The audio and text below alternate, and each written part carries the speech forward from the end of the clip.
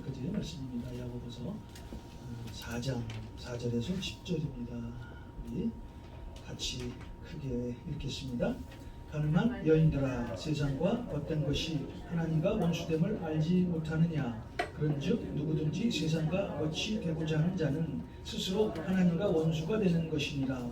너희는 하나님이 우리 속에 거하게 하신 성령이 시기하기까지 사모한다 하신 말씀을 헛된 줄로 생각하느냐? 그러나 더욱 큰 은혜를 주시나니. 그러므로 일렀으되 하나님이 교만한 자를 물리치시고 겸손한 자에게 은혜를 주신다 하였느니라. 그런즉 너희는 하나님께 복종할지어다. 마귀를 대적하라. 그리하면 너희를 피하리라. 하나님을 가까이 하라. 그리하면 너희를 가까이 하시니라. 죄인들아, 손을 깨끗이 하라. 두 마음을 품은 자들아, 마음을 성결하게 하라. 슬퍼하며 애통하며 울지어다. 너희 웃음을 애통으로, 너희 즐거움을 근심으로 바꿀지어다. 주 앞에서 낮추라. 그리하면 주께서 너희를 높이시리라. 아멘. 찬송가 310장입니다.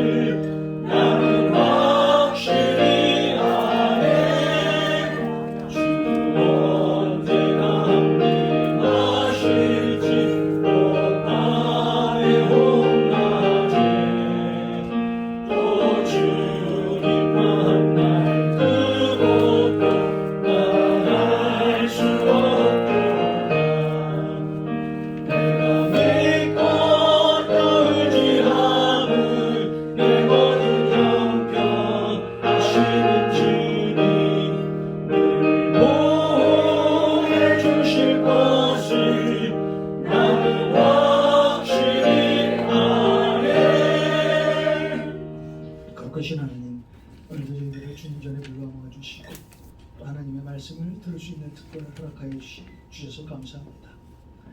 하나님, 이번 한 주도 주님 말씀 붙들고 주님 안에서 승리하는 한 주가 되게 하여 주시옵시고 또 우리 성도님들 기도하는 모든 기도 제목에 응답하여 주셔서 우리 살아계신 하나님을 우리 주위에 간증하며 살아갈 수 있도록 주님 도와주시옵소서.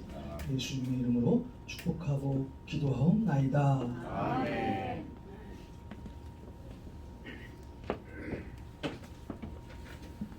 은혜를 많이 받았습니다. 은혜 많이 받으세요. 우리가 신앙생활을 하면서 흔히 듣는 그런 말입니다. 마치 인사말처럼 우리 그리스도인들에게는 은혜라는 말이 사용되고 있는데요. 맞습니다. 우리 그리스도인은요, 하나님의 은혜로 사는 그런 사람들입니다. 그런데 우리가 은혜로 산다고 하지만 하나님의 은혜를 받고도 우리가 항상 그 은혜를 항상 유지하고 살 수 없지요. 어떤 사람은 하나님의 크신 은혜를 받았음에도 불구하고 그 은혜를 언제 받았는지 은혜를 잊어버리고 사는 사람도 있고요. 또 어떤 사람은 다시 한번 하나님의 은혜를 받아야 할 그런 사람도 있습니다. 사실 우리는요, 하나님의 은혜 없이는 살 수 없는 그런 사람들입니다. 자, 그럼 오늘 우리가 읽은 말씀을 통해서 우리가 어떻게 하면 항상 주님의 은혜 안에서 살 수가 있는가? 또 어떻게 살아야 하나님의 은혜 가운데 거할 수 있는가? 한번 우리가 은혜 안에 사는 방법에 대해서 알아보겠습니다. 오늘 우리가 읽은 이 4절의 말씀 이렇게 시작합니다. 가늠한 여인들아, 가늠한 여인들아. 자, 여기서 이 여인이라는 단어는요, 실제 여성을 지칭하는 그런 말이 아닙니다. 쉬운 성경에 보니까 이렇게 설명이 되어 있는데 참 해석을 잘 해놨어요. 하나님께 충성되지 못한 사람, 하나님께 충성되지 못한 사람, 이렇게 해석을 해놨는데 참 저는 이 구절이 마음에 닿아요. 그런데 이 가늠한 여인들아라는 이 단어의 뜻을 좀 더 해석을 하면 그리스도의 아내인 우리 예수 믿는 사람들을 모두 통틀어서 말하는 그런 말입니다. 자, 성경에서는 하나님과 우리의 관계를 결혼한 부부로 설명을 하고 있죠.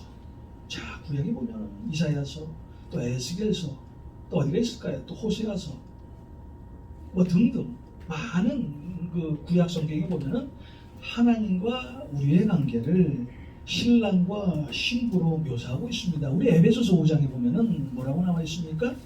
우리 예수 그리스도를 신랑신 예수 그리스도, 또 하나님의 자녀인 저와 여러분들을 신부라고 지칭을 하고 있습니다. 자, 이런 면에서 본다면 오늘 우리가 읽은 4절의 첫 번째 말씀, 가늠한 여인은 자, 우리 그리스도인들을 지칭하는 것이고, 자, 우리 그리스도인들의 가늠에 대해서 지금 말씀하고 있는 거예요. 자, 그렇다면 여러분, 우리 그리스도인들의 가늠은 어떤 것이 있을까요? 자, 여러분이 알고 있는 가늠은 어떤 것입니까? 제가 알고 있는 이 가늠이라는 단어의 뜻은 보통 여자가 순결과 정절을 지키지 않았을 때 우리가 가늠이라는 단어를 쓰죠. 자, 여기서 순결이라는 것은 보통 우리의 육체적인 말을 의미하는 것이고요. 자, 이 정절이라는 단어는 보통 약속과 관계된 그런 단어의 의미입니다. 자, 우리 그리스도인들은요, 예수 그리스도와 결혼한 상태예요. 하나님과 결혼한 상태입니다. 자, 오늘 가늠을 했다는 것은 그렇다면 우리가 예수 그리스도와 결혼을 했음에도 불구하고, 자, 우리가 예수 그리스도를 섬기지 않고 다른 예수 그리스도를 섬긴다는 것하고 똑같죠. 그 다른 예수 그리스도는 어떤 것을 말합니까? 가짜예요. 우리가 말하는 우상입니다. 자, 여러분, 하나님께서 가장 싫어하는 것이 뭐예요? 우리 십계명의 첫 번째 계명. 하나님이 이것을 가장 싫어하세요. 나 외에 다른 신을 내게 두지 마라. 나 외에 다른 신을 내게 두지 마라. 하나님께서는 지금도 우리가 우상을 섬기시는 것을 가장 싫어하세요. 자, 이런 면에서 본다면 하나님께서 오늘 우리에게 가장 싫어하는 영적인 가늠은요, 그리스도인들이 우상을 섬기는 것입니다. 여러분, 우상은요, 사실 보이는 것만 섬기는 것을 가지고 우상이라고 얘기하지 않습니다. 자, 오늘도 우리 삶에 예수 그리스도를 대신해서 우리 마음속에 들어와 우리의 삶을 파괴하고 주관하는 어떤 것이 있다면 그것이 바로 우상이라는 거예요. 우리는 보통 보이는 것 자체를 우상이라고 생각하는데 성경에서는 우상을 우리 마음속에 들어와 있는, 자, 예수 그리스도를 내버리고 다른 것들을 섬기고 있는 것이 바로 우상이라는 거예요. 자, 이걸 좀 더 풀어 말씀드리면 우리가 세상과 버타는 그런 삶 자체가 우상이라는 거예요. 자, 그렇다면 우리에게 어떤 것이 세상일까요? 그것이 요한일서 2장 16절에 아주 정확하게 표현이 되어 있는데요. 요한일서 2장 16절의 말씀입니다. 요한일서 2장 16절. 이는 세상에 있는 모든 것이 육신의 정욕과 안목의 정욕과 이생의 자랑이니 다 아버지께로부터 온 것이 아니요 세상으로부터 온 것이라. 자, 오늘 사도 요한이요, 우리에게 아주 강력하게 말씀하는 이 세상은 뭐예요? 육신의 정욕, 그 다음에 안목의 정욕, 또 이생의 자랑이라고 말씀하고 있어요. 자, 그렇다면 이 첫 번째로 이 세상은 육신의 정욕이라고 말을 하고 있는데 이 육신의 정욕이 무엇일까요? 자, 우리의 육신의 정욕은요, 이런 거예요. 우리가 지금도 죄를 짓고 싶어하는 그 마음의 욕망이에요. 제 마음속에 꿈틀대고 있는 그 죄의 욕망이 육신의 정욕이라는 거예요. 자, 그렇다면 저와 여러분 안에 어떤 죄가 있을까요? 제가 과거에 제 마음속에 있었던 그 죄성이 갈라디아서 5장 19절, 20절, 21절에 그대로 드러나 있어요. 제가 신학 공부를 하면서 이 구절을 보면서 야, 어떻게 내 마음속에 있는 이 모든 죄악을 하나님께서 아셨을까? 신학을 하면서 이걸 가지고 제일 먼저 회개를 했어요. 자, 갈라디아서 5장 19절, 20절, 21절입니다. 육체의 일은 분명하니 곧 음행과 더러운 것과 호색과 우상 숭배와 주술과 원수 맺는 것과 분쟁과 시기와 분냉과 당 짓는 것과 분열함과 이단과 투기와 술 취함과 방탕함과 또 그와 같은 것들이라 전에 너희에게 경계한 것 같이 경계하노니 이런 일을 하는 자들은 하나님의 나라를 유업으로 받지 못할 것이요 라고 말씀을 하고 있는데요. 어떻게 하나님께서는 제 마음속에 있는 저 모든 더러운 욕망을 그대로 하셨을까? 우리는 성경을 보면서 깨달아야 된다는 거죠. 자, 우리가 지금 마음속에 있는 죄를요, 하나님께서 정말 정확히 하시고 한 구절 한 구절 그대로 지금 나열되어 있는 거예요. 하나님은요, 지금도 제가 생각하는 그 어떤 마음을 그대로 지금도 알고 계시다. 우리의 머리칼도 쓰신 하나님. 자, 그런데요, 우리가 이런 죄 안에서 살게 되면요, 제일 먼저 찾아오는 것이 뭐예요? 하나님에 대한 관심이 무너집니다. 그 나에게 들어오는 하나님의 음성을 멀리하게 됩니다. 그런데 무엇보다도 정말 우리가 잘못되어 가고 있는 것은요, 하나님을 두려워하지 않게 된다는 거예요. 자, 하나님을 두려워하지 않게 되면 그때부터 어떻게 살아요? 내 멋대로 사는 거예요. 그때는 정말 힘들어지는 거죠. 내 생각대로 사는 거예요. 자, 하나님께서 목사에게 어떤 말씀을 줬는데 그 하나님의 말씀을 내 말씀으로 해석을 하는 거예요. 제가 가장 두려운 것이 바로 그거예요.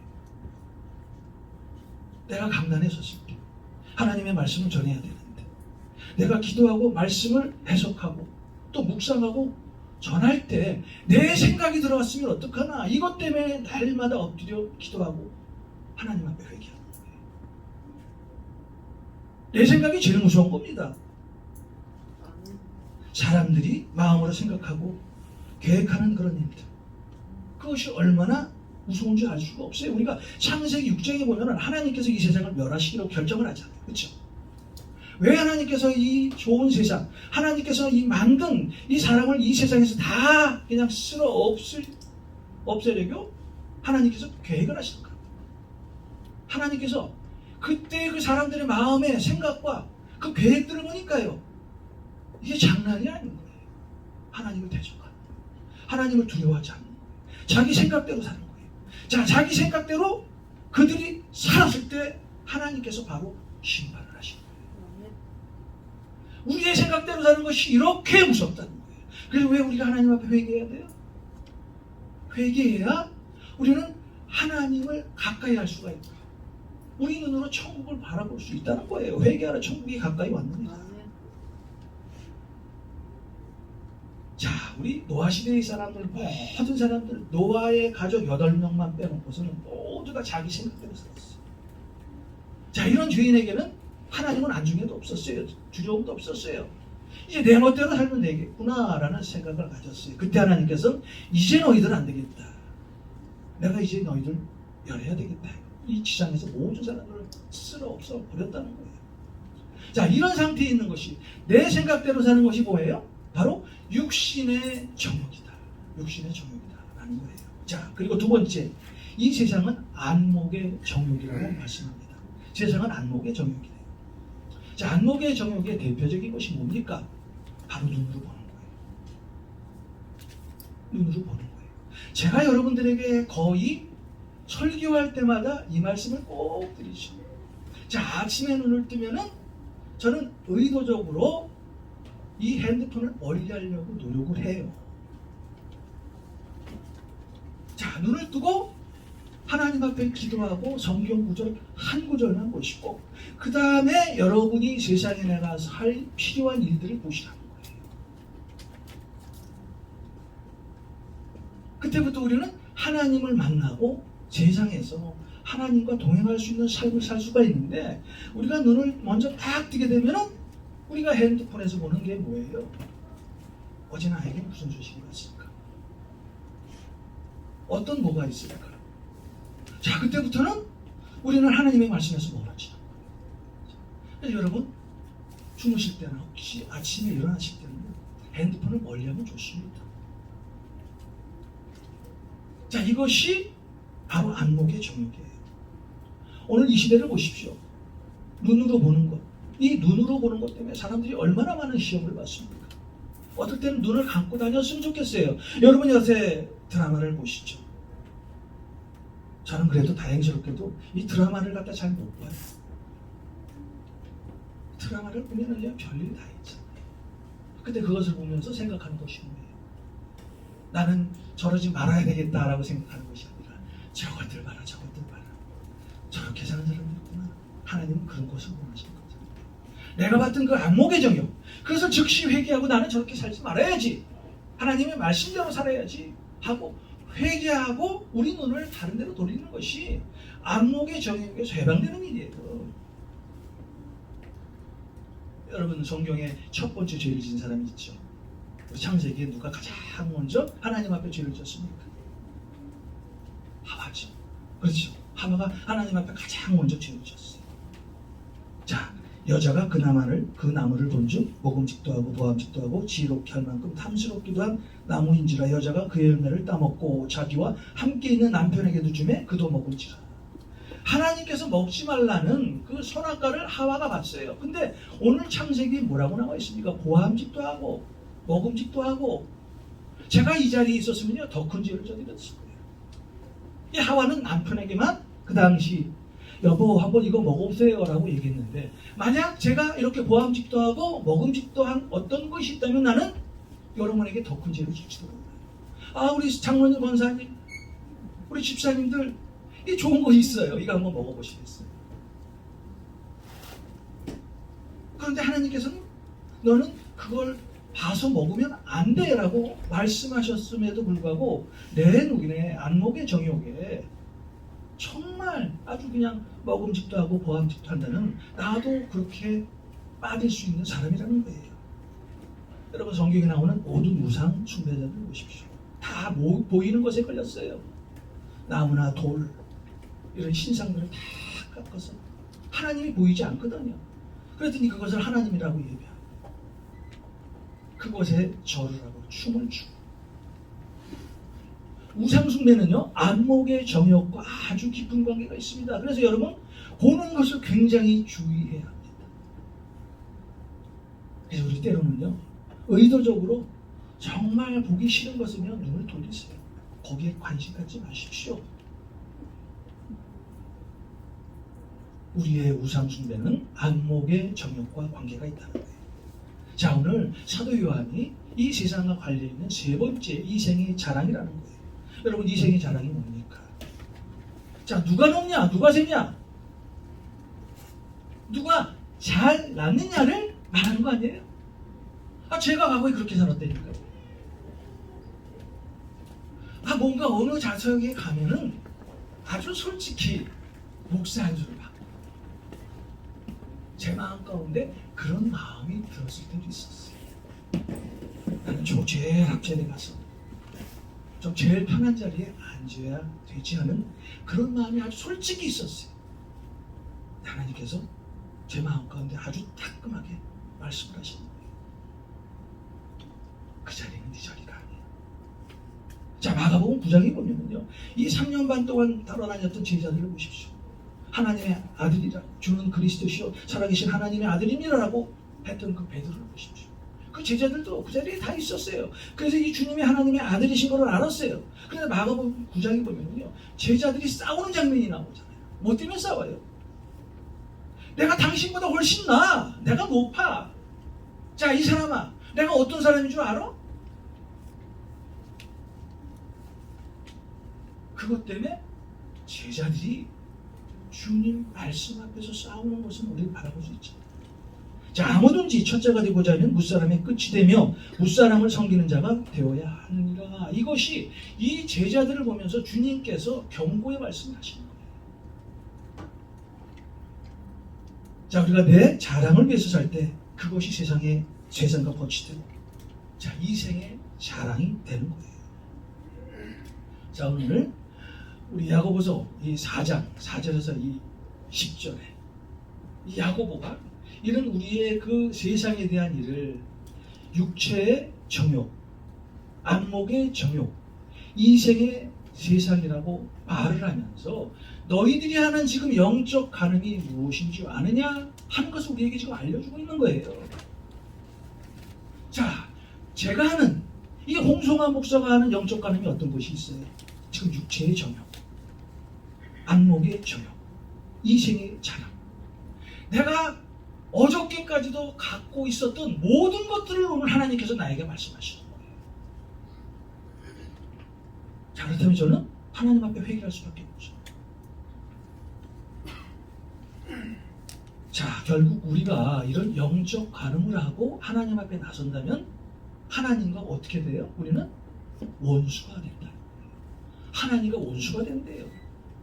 자, 우리가 말씀으로 깨어있지 않으면요, 지금 내 자신이 영적인 가늠을 저지르고 있다는 사실을 모르고 살 때가 있습니다. 그래서 신앙생활을 하면서 저도 그렇고 여러분도 그렇고 죄를 짓고 살게 되잖아요. 자, 우리가 이런 죄에서 해방되기 위해서는 어떻게 해야 됩니까? 그 도구를 하나님께서 말씀하셨는데 말씀으로 깨어있어라. 말씀을 떠나서는 너희들 안 돼. 말씀을 붙들어라. 왜냐하면 여러분이 말씀을 떠나는 그 순간에 누구의 모기가 돼요? 사단의 모기가 되는 거예요. 그때부터 사단의 종이 되는 거예요. 자, 여러분, 말씀이 이렇게 중요해요. 매일매일 말씀을 먹으십시오. 말씀을 씹어 드세요. 그래야 우리는 사단의 먹이로부터 해방이 되는 거예요. 자, 그렇다면 오늘 우리 야고보서 말하면 이 영적 가늠이 어떤 것일까에 대해서 좀 더 알아보는 시간을 갖겠습니다. 자, 에베소서 2장을 보면은요, 세상과 나의 옛사람의 관계를 아주 잘 설명하고 있습니다. 에베소서 2장 2절과 3절입니다. 에베소서 2장 2절과 3절.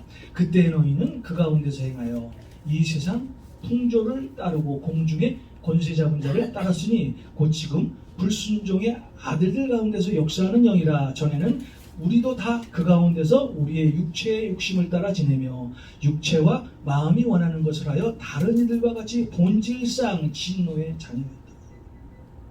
자, 우리가 예수 믿기 전에 삶은 어떤 거예요? 그냥 죄인이었어요. 의인은 없나니 하나도 없었어요. 그냥 죄 가운데 살았어요. 자, 좀 더 이야기하면 사단의 앞잡이로 살았어요. 여러분, 죄는요, 세상에 대한 욕심을 갖게 합니다. 자, 그 욕심이 오늘 우리가 읽은 요한일서 2장에 뭐라고 말씀합니까? 바로 육체의 정욕, 안목의 정욕, 이생의 자랑이라는 거예요. 자, 우리가 이렇게 육체의 정욕, 안목의 정욕, 이생의 자랑 가운데 산다면 우리는 결국 사단의 앞잡이로 살 수밖에 없어요. 자, 우리가 이 사단의 앞잡이가 되면요, 가장 먼저 뭐가 달라져요? 말이 틀리죠. 내 입에서 나오는 말이 틀려져요. 저도 그걸 경험해봐요. 나는 이렇게 이야기하고 싶지 않은데 내 입에서 거친 얘기가 나오는 거예요. 막 더러운 얘기가 나오는 거예요. 그때 내 입술을 제어하지 않으면 그때부터는 사단이 나를 통해서 계속 조종을 하는 거예요. 그래서 우리가 이야기할 때 한 번 정도 기도해, 그리고 말을 해야 된다는 거예요. 자, 우리가 이런 상태로 신앙생활을 하려면 하나님 우리를 떠나게 됩니다. 예배를 멀리하게 돼. 말씀 보는 것을 멀리하게 돼. 그것 때문에 점점 더 힘들어지는 거예요. 말씀이 멀어지면은요, 세상 것이 우리 마음에 들어 뭔가 좀 평안할 것 같죠? 안 그래요.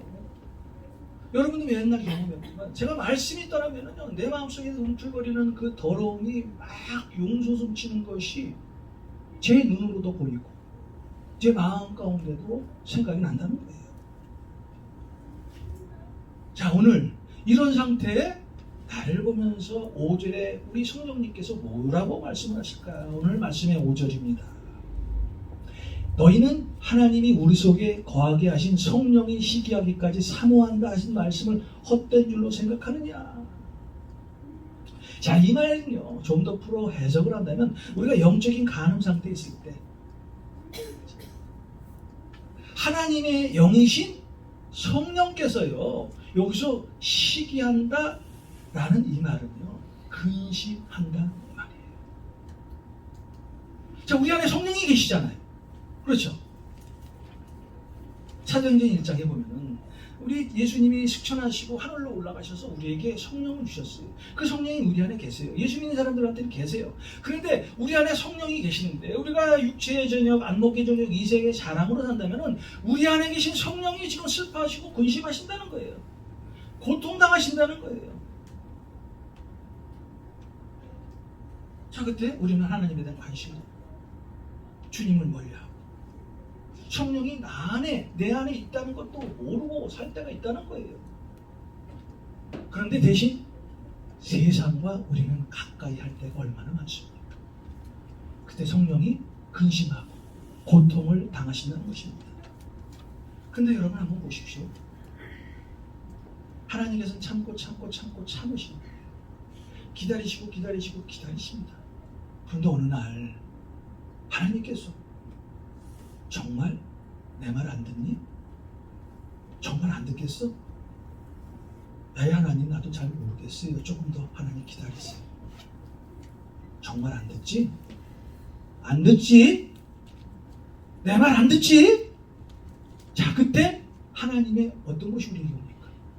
하나님의 심판이에요. 하나님의 심판이 오면은 되돌릴 수 있습니까? 없습니까? 심판은 되돌릴 수가 없어요. 우리 삶에 다른 것은 다 되돌릴 수 있어요. 내가 내일 어떤 죄를 지었다 하더라도, 목사인 내가 죄를 지었다고 하더라도 하나님께 회개를 해요. 하나님, 나 이거 정말 잘못했어요. 한 번만 용서해 주세요 라고 이야기했다면 하나님께서, 사랑의 하나님께서 나를 용서해 주시는데, 하나님께서 정말로 내 말 안 들어? 하나님, 하루만 좀 참아주세요 라고 했는데 하나님께서 경고를 계속 주셨어요. 그래, 맘대로 해라 라고 했을 때 하나님의 심판입니다. 자, 소금이 만일 그 맛을 잃으면 무엇으로 짜게 하리요? 후에는 아무 쓸데없이 다만 밖에 버려져 사람에게 밝힐 뿐이다. 마태복음 5장 14절 말씀. 여러분, 하나님의 성령이 우리 안에 계시지 않으면 우리는 세상 사람들과 똑같은 삶을 살 수밖에 없습니다. 자, 우리가 거듭난 성도라면 우리 안에 누가 있어요? 성령이 반드시 거하게 된다는 거예요. 그런데 우리가 세상 것과 세상 것에 마음을 빼앗기고 산다면 우리 안에 계신 성령님이 슬퍼도 하시고 고통도 당하시고 나중에는 정말 네 안에 거할 수 없구나라고 생각하시는 그때 떠나게 된다는 거예요. 여러분, 여러분 안에 계신 성령을 절대 근심시키지 마십시오. 성령님과 동행하십시오. 말씀을 믿고 말씀 안에 순종하시면서 성령님 안에 동행하시면 우리 성령님이 여러분을 통해서 하실 일들을 드러내신다는 거예요. 자, 그렇다면 여러분, 어떻게 우리가 살아야 하나님을 근심시키지 않고 하나님의 큰 은혜 안에 거할 수 있을까요? 어떻게 우리가 은혜 안에 거하며 살 수가 있을까요? 그것이 오늘 야고보서 4장 6절에서 7절, 8절, 9절, 10절의 말씀이에요. 자, 여러분, 이 말씀 붙들고 여러분이 살면은요, 언제나 성령을 받고요, 성령 안에 거하게 살게 된다는 거예요. 그리고 은혜 안에 거하게 된다는 것입니다. 자, 은혜를 받는 비결이 오늘 말씀에 4절, 5절, 6절, 7절, 8절, 9절, 10절이 나와 있습니다. 자, 먼저 오늘 말씀에 우리가 하나님의 은혜를 받기 위해서는 겸손해야 된다는 거예요. 6절을 한번 보겠습니다. 그러나 더욱 큰 은혜를 주시나니 그러므로 일렀을 때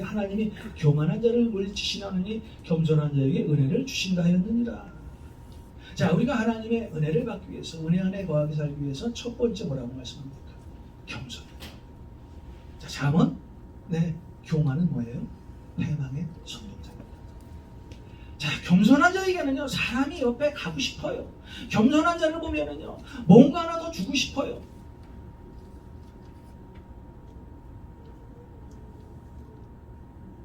은혜를 받기 위해서 우리는 겸손해야 된다는 거예요.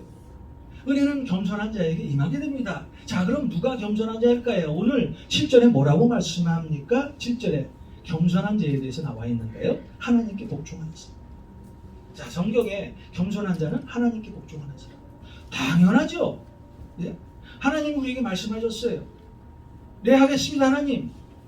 하나님이 말씀하시면 토를 달지 않는 거예요. 그냥 순종하는 거예요. 자, 홍성화 목사야, 너 저기 3박 4일 TV 좀 올라가라. 하나님, 나 지금 교구를 맡고 있는데 좀 바빠요. 우리 성도님들하고 할 얘기도 있어요. 자, 이것이 과거의 내 모습이었어요. 하나님은 분명히 마음의 음성으로 너 이번에 TV에 올라가서 나를 위해서 좀 봉사 좀 해보지 않으렴 하고 묻는데 나는 동문서답을 하고 있는 거예요. 자, 오늘 말씀에 겸손한 자는 어떤 사람이에요? 즉시 복종하는 사람. 네, 하겠습니다, 하나님, 알겠어요 하고 뒤도 돌아보지 않고 하나님을 향한 마음을 갖는 것이 복종이라는 거예요. 내 경험, 내 감정을 하나님 앞에 그대로 드리는 것이 복종이라는 거예요. 자, 이렇게 하나님 앞에 복종하는 사람은 하나님의 은혜가 임하게 된다는 거예요. 자, 그리고 하나님으로부터 더 큰 은혜를 받기 위한 두 번째는 7절에 나와 있는 것처럼 우리는 마귀를 대적해야 된다는 거예요. 제가 지난 2주 전에 말씀드렸나요? 자, 우리 바나바와 바울이 복음을 첫 번째 선교 여행을 떠나서 그 구부로섬에 가서 복음을 전하잖아요. 그때 그 안에 사탄이 있었고 마귀가 있었어요. 그때 바울이 제일 먼저 마귀를 대적했죠. 주목하다라는 여러분의 그 단어를 영어에 말씀하셨죠. 말을 했죠, 제가. 여러분, 우리는 사람을 대적하면 안 돼요. 근데 우리는 세상이라고 해서 자꾸 사람을 대적하려고 해요.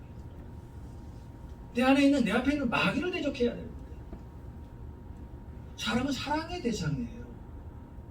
마귀는 대적의 대상이에요.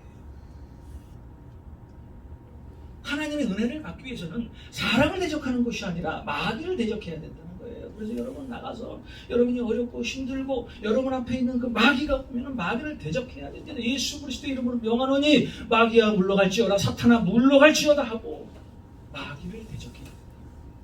자, 이것이 하나님의 은혜를 받기 위한 두 번째 조건이에요. 우리 안에 마귀가 있으면 하나님의 은혜가 당연히 들어오지 않겠죠. 마귀를 대적하라. 그리하면 너희를 피하리라. 여러분, 내일도 세상에 나가면은 여러분 안에 있는 옛사람이 여러분을 공격할 거예요. 그 옛사람을 대적해야 합니다. 마귀가 물러나야 우리 안에 은혜가 거하게 됐어요. 자, 이제 하나님의 은혜를 받기 위한 세 번째 비결 8절에 나와 있는데요. 자, 우리가 하나님의 은혜 안에 거하기 위해서는 하나님을 가까이 해야 한다. 자, 하나님을 가까이 하기 위해서는 어떻게 해야 합니까?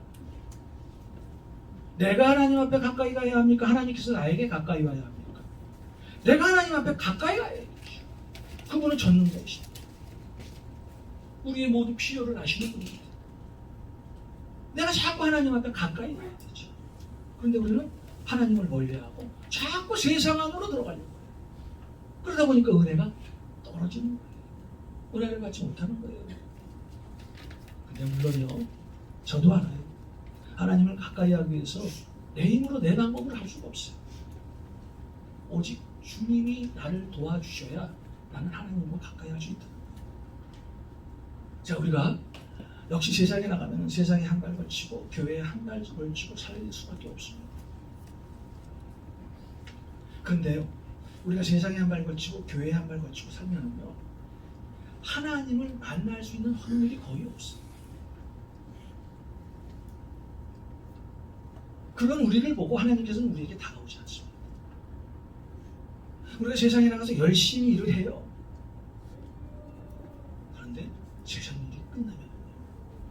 또 세상을 연장시키는 것이 아니라 하나님과 동행해야 된다는 거예요. 우리 삶을 하나님께 올인할 때 하나님께서 주신 축복이 얼마나 많습니까? 너희는 먼저 그의 나라와 그의 의를 구하라. 그리하면 여러분이 원하는 모든 것을 어떻게 해주시겠답니까? 더해 주시겠다는 거예요. 우리 삶을 하나님께 올인해야 우리는 하나님을 만날 수 있는데, 자, 시편 145편 17절과 18절입니다. 시편 145편 17절 18절. 여호와께서는 그 모든 행위에 의로우시며 그 모든 일에 은혜로우시도다. 여호와께서는 자기에게 간구하는 모든 자, 곧 진실하게 간구하는 모든 자에게 가까이 하시는도다.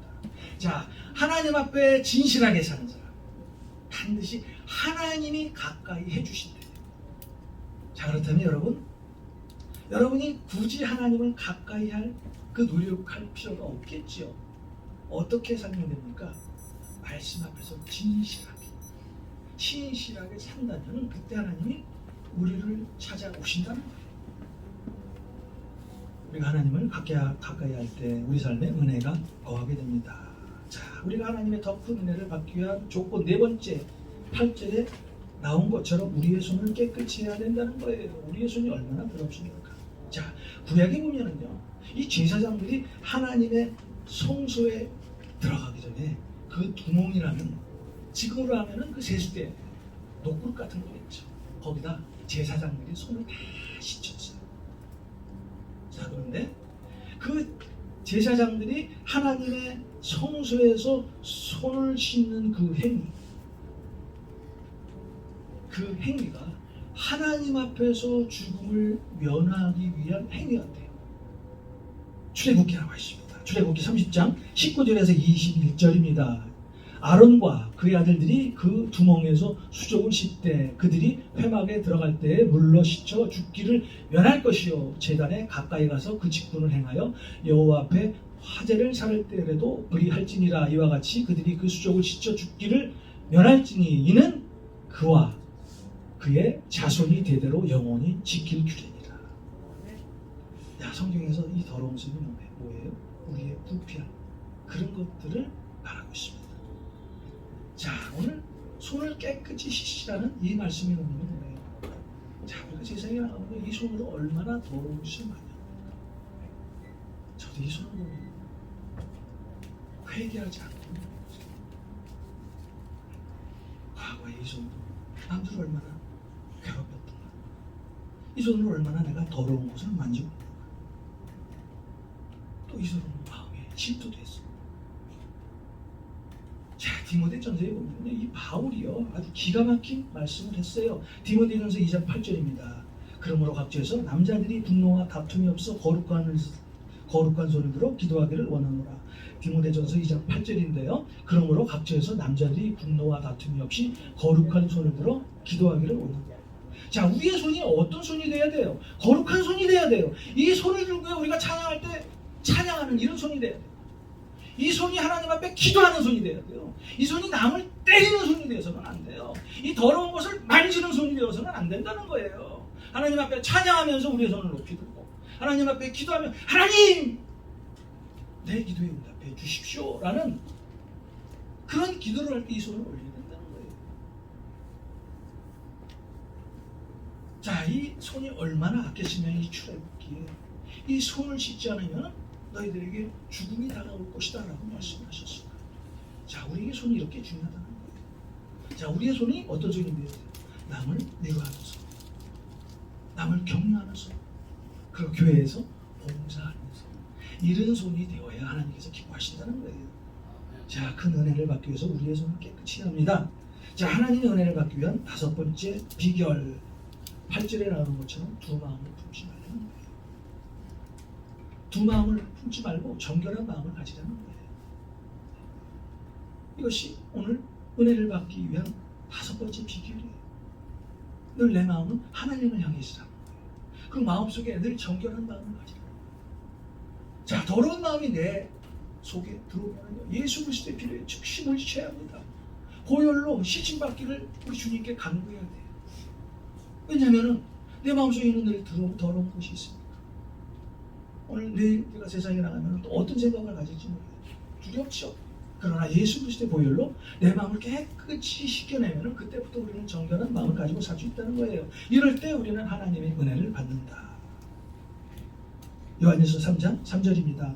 주를 향하여 이 소망을 가진 자마다 그의 깨끗하신것 같이 자기를 깨끗하게 하느니라. 성결한 마음을 가질 때 주를 향하여 이 소망을 가진 자마다 그의 깨끗하신것 같이 자기를 깨끗하게 하느니라. 물과 기름은 절대 섞일 수 없습니다. 세상은 주님과 함께 갈 수 없어요. 우리의 마음을 오직 주님께 향할 때 하나님의 은혜 안에 거하게 된다. 자, 이제 하나님으로부터 은혜를 받기 위한 마지막 방법입니다. 슬퍼하며 애통하며 울어야 한다는 거예요. 슬퍼하며 애통하며 울어야 한다. 자, 바울은요 날마다 하나님 앞에 애통하며 울었어요. 오라 나는 공고한 사람이로다. 이 사망의 몸에서 누가 나를 건져내랴. 로마서 10장 4절의 말씀입니다.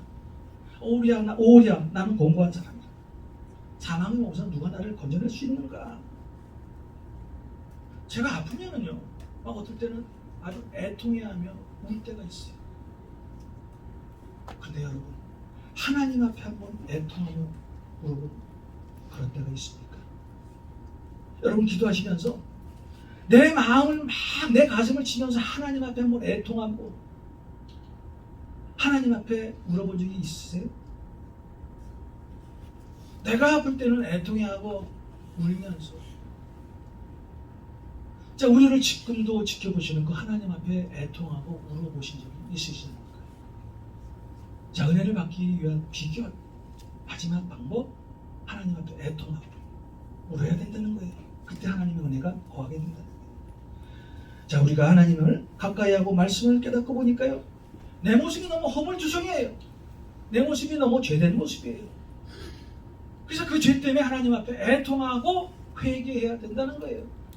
말씀에 나를 비춰보니까요 나는 늘 하나님 앞에 죄진 것이 너무나 많은 사람이에요. 나는 하나님 앞에 너무나 부족한 것이 많은 사람이에요.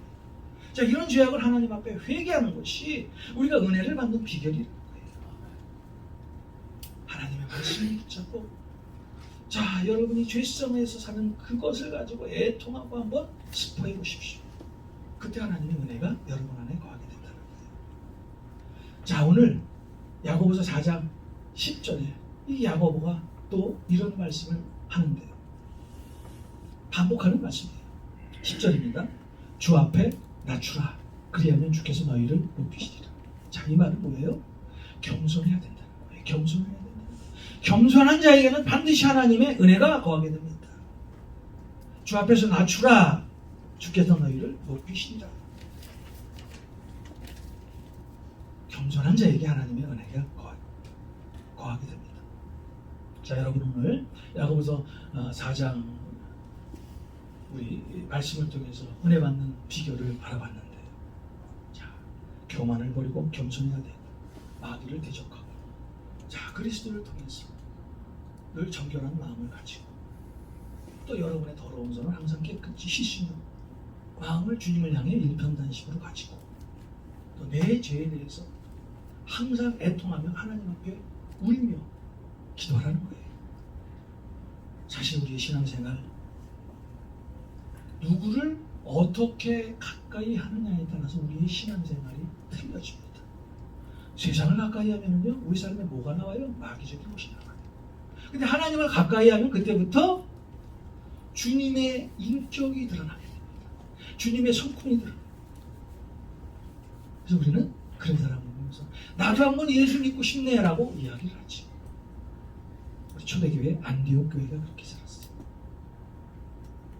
저 사람을 보니까 뭔가 달라. 아, 저 안에 구원자이신 그리스도가 계시구나. 나도 이제부터 한번 예수 믿어보자. 이것이 복음 주보의 첫 번째예요.